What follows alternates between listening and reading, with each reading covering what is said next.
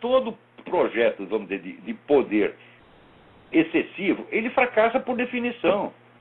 Júlio César fracassou, Alexandre o Grande fracassou, Stalin fracassou, Mao Tse Tung fracassou, Gengis Khan fracassou, Hitler fracassou, e esses caras vão fracassar também. Os três grupos, russo, chinês, os islâmicos e essa turma do Rockefeller, vão todos falhar.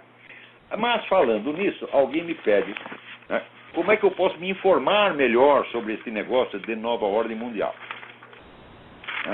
Então, eu fiz aqui uma lista dos principais livros que as pessoas deveriam ler a respeito. Agora, peraí, a lista está aqui. Sobre esse negócio de nova ordem mundial, todo mundo fala muita besteira no Brasil, porque as pessoas discutem no Brasil pelo imaginário, né? É coisa assim que passou pela cabeça delas. Eles não sabem que existe um treco chamado fato e outro treco chamado documento. Então fica tudo na base do achismo. Então aqui eu fiz uma seleção, vamos dizer, de 13 livros, sem cuja leitura o sujeito não pode abrir a boca para falar sobre o governo mundial. Isso aqui é o beabá. Isso aqui, quer dizer, o estudo do assunto começa com esses 13 livros. O primeiro é o livro do H.G. Wells, Herbert George Wells, The Open Conspiracy, que é o livro clássico do projeto do governo mundial, elaborado já nos anos 30. Herbert George Wells era um cara importante nos círculos fabianos. O fabianismo é uma variante do socialismo que pretende implantar o socialismo não por meios revolucionários, mas através de medidas legislativas e burocráticas, que é exatamente o que está sendo feito no mundo. Não quer dizer que fosse uma dissidência do movimento comunista, porque sempre houve cumplicidade entre uma coisa e outra. Quer dizer, você tenta pelo meio revolucionário, insurrecional. Se der errado, você vai pelo meio legal, administrativo, burocrático. Se isso aqui der errado, você volta para o esquema revolucionário. Sempre foi assim e sempre será. Então, o projeto do governo mundial está lá exposto, não é a primeira exposição, mas é, vamos dizer, a primeira exposição total do projeto. Então, se você não leu nem o projeto, então não dá para você saber o que está acontecendo. Agora, se você lê o projeto e vê aqui, o sujeito está dizendo que eles vão fazer isso, mais isso, mais isso, mais isso. Então você sabe que, pelo menos, como intenção, a coisa já existe. Portanto, não é uma hipótese, tá? É uma declaração de intenções. O segundo documento fundamental é o livro do professor Carroll Quigley. Quigley escreve Q-U-I-G-L-E-Y, que se chama Tragedy and Hope, uma história do mundo no nosso tempo. O Carroll Quigley foi assessor de pessoas do tipo Rockefeller, não digo que fosse o Rockefeller, que são os grandes cérebros aí da nova ordem mundial, e ele conta no livro todo o projeto, como é que é, e ele apoia o projeto, tal como H.G. Wells. O Wells era um adepto do governo mundial, um formulador e grande adepto e apóstolo do governo mundial. O Carroll Quigley também. O Quigley só acha que, ele só não gosta que a coisa seja tão escondida. Na verdade, nunca foi totalmente escondida, é apenas discreto. E o Quigley acha que a coisa devia ser objeto de discussão em público. Ele diz, nós podemos enfrentar a discussão em público porque nós ganharemos a discussão. Então, o terceiro livro é o livro do G. Edward Griffin. Griffin escreve G-R-I-F-F-I-N. O livro se chama The Fearful Master, o Senhor Temível.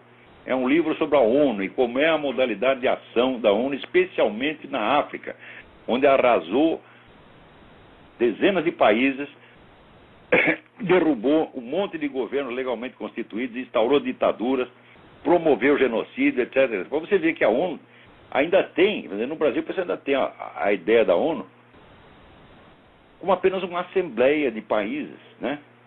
Que não tem poder nenhum, é um poder apenas delegado pelo país. Não é assim de maneira alguma. Há muito tempo já não é assim. Quarto livro, o livro do Stanley Monteith. Monteith escreve M-O-N-T-I-E-T-H. O livro chama-se Brotherhood of Darkness, a Irmandade das Trevas. Então, esse livro é o melhor que existe sobre a participação de sociedades esotéricas e secretas dentro deste, semi-secretas, dentro deste plano da nova ordem mundial. Uma interpretação extremamente equilibrada e muito bem informada. Quinto livro, o livro que eu já citei dezenas de vezes, o livro do Lee Penn, P-E-N-N. O livro chama-se False Dawn, a falsa aurora, com o subtítulo The United Religious Initiative, Globalism and the Quest for a One World Religion. Quer dizer, a iniciativa, tem uma entidade que chama United Religious Initiative, Iniciativa de Religiões Unidas, o globalismo e a busca por uma religião mundial. Então está lá abundantemente documentado. Esse livro é constituído sobretudo de documentos mostrando o desenvolvimento das discussões e projetos para fundir todas as religiões tradicionais, as religiões novas, numa religião biônica a ser implantada pela ONU. E está lá, olha, o número de pessoas que participaram dessas discussões e projetos é um negócio impressionante. Gente de muito peso, tá certo? Está lá George Bush, estava o Papa João Paulo II, está todo mundo metido nisso. Aquilo que o Malachi Martin contou no livro The Windswept House, A Casa Batida pelo Vento, ele contou sob forma romanceada que a intervenção desse pessoal da religião global dentro da Igreja Católica, aquilo é tudo verdade. Ele escreveu sob forma de romance porque os personagens estavam vivos e poderiam processar. Então ele simplesmente trocou os nomes, mas já está publicada a lista de quem corresponde a quem, e quando você tem lá a lista, você vê que aquilo aconteceu mesmo. Texto livro, o livro do Cliff Kincaid, é o homem do Accuracy in Media. O livro chama-se Global Bondage, Servidão Global, o plano das Nações Unidas para governar o mundo.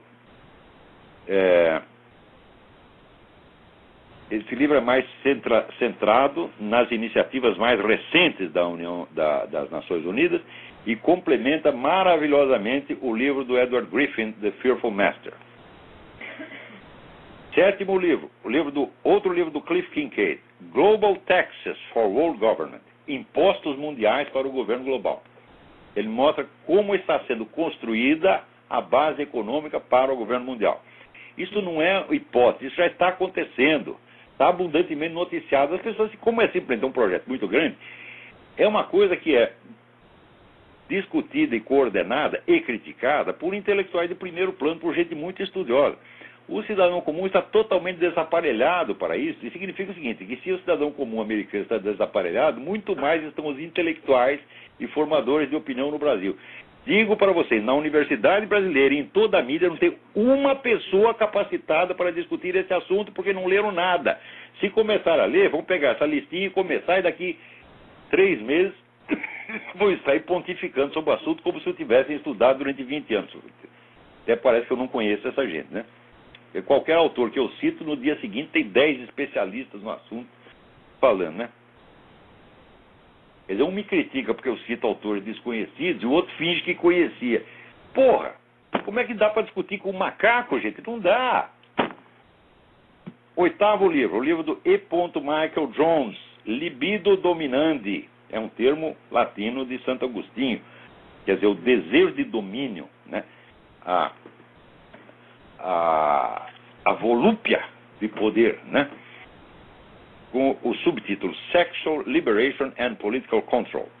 Então, mostrando como, pelo menos há 2 séculos, essas campanhas de liberação sexual estão sendo usadas para criar mais controle social.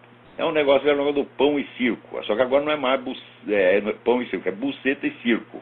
Você libera, né, o sexo, e as pessoas, atrás do prazer, elas aceitam mais e mais e mais e mais controle estatal em cima delas. Nono livro, o livro do padre Paul Kramer, The Devil's Final Battle. É o livro que mostra a formação do poder mundial desde o ponto de vista da profecia de Fátima, que foi o acontecimento espiritual central do século XX.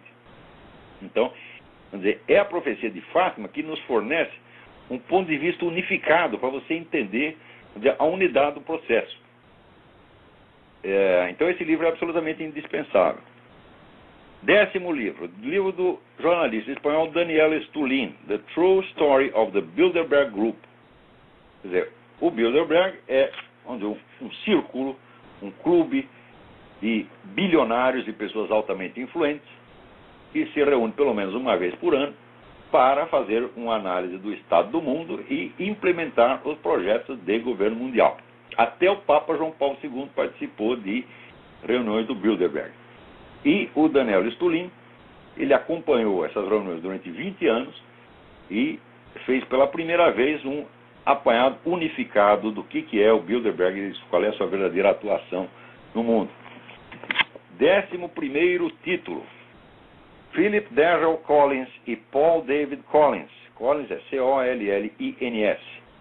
The Ascendancy of the Scientific Dictatorship. A função da ciência e da tecnologia na constituição do poder mundial. Um livro da mais alta importância.